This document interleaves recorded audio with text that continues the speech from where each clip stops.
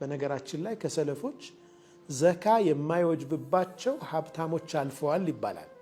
ምክንያቱም ዘካ ለመውጀብ ሐውል መሙላት አለበት፣ 1 ዓመት መሙላት አለበት። 1 ዓመት ሊሞላ ከመቻሉ በፊት ወይም 1 ዓመት ከመሙላቱ በፊት ሰደቃ ሰጥተው ይጨርሳሉ። በሚቀጥለው ዓመት ገቢያቸው ለዘካ የሚበቃ ያክል ይሆናል። ግን ዓመት ከመሙላቱ በፊት ደግሞ አውጥተውታል። ያን የዛ አይነት ቸር ሰዎች አልፈዋል። እኒህ አብዱላህ ብን ጃዕፈርም እንደዛው አይነት ሰደቃ በመስጠት የሚታወቁ ናቸውና የቅርብ ዘመዶቻቸው እባክህን ቀንስ አበዛሃው ይሏቸው ነበር። ሱብሃንአላህ። አንዳንድ ጊዜ እንዲህ አይነት ሰዎችም አሉ። የሚሰጠው ሰው ሳይሰለቸው፣ የሚሰጠው ሰው ሳይሰስት በዙሪያው ያሉት ሰዎች ስስት ውስጥ ይገባሉ። እሱ ለሰጠው እና እባክህ ቀንስ ይሏቸዋል። አብዱላህ ብን ጃዕፈርን ምን አሉ? ለቀድ ዓወደኒ አላሁ ዓደተን ወዓወድቱ ዒባደሁ ዓደተን። አላሁ ስብሓነሁ ወተዓላ ያስለመደኝ ልምድ አለ፣ እኔም የሱም ባሮች ያስለመድኩት ልምድ አለ።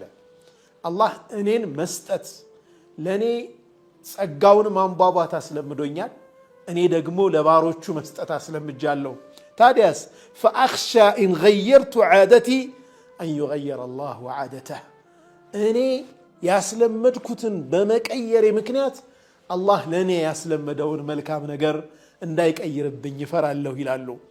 ለዓለከ ቱርዘቁ ብሂ፣ ምናልባትም በሱ ምክንያት ሪዝቅ እያገኘህ ይሆናል።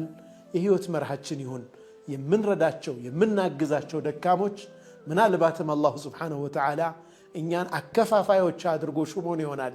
ነገ እኛም ሰዎች እጅ መውደቃችን እርግጠኞች አይደለንም። ለዚህ ነው ነቢዩ ሰለላሁ ዐለይሂ ወሰለም አላህ ባሮች አሉት ጸጋውን በእነሱ በኩል የሚያከፋፍልባቸው፣ እነርሱ ግን እምቢ ብለው ያን ጸጋ ማከፋፈል ሲያቆሙና ሲይዙት ኢንተዘዐሃ ሚንሁም ብለዋል።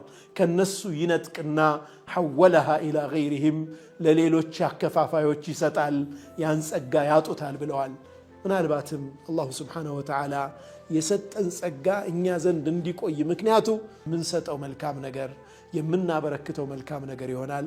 የተከፈተልን ሪዝቅ የተከፈተው እኛ ባስደሰት ነው ምስኪን ይሆናል።